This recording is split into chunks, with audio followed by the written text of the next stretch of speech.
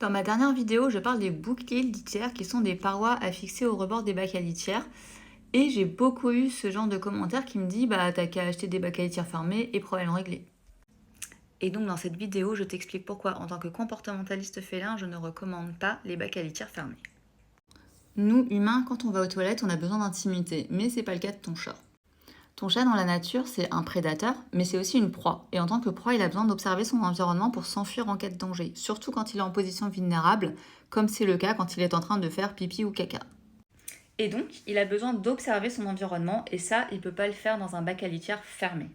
Et donc, c'est une source de stress pour lui.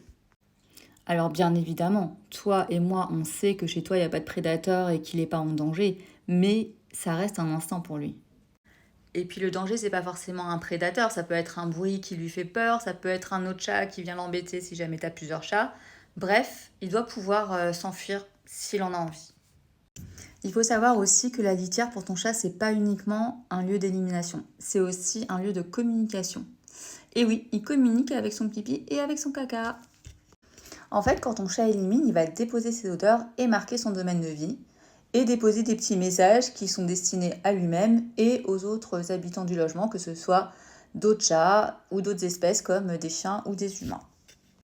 Et pour que ces messages soient perçus par le plus grand nombre, il faut que le bac soit ouvert, parce qu'avec un bac fermé, ça, c'est pas possible.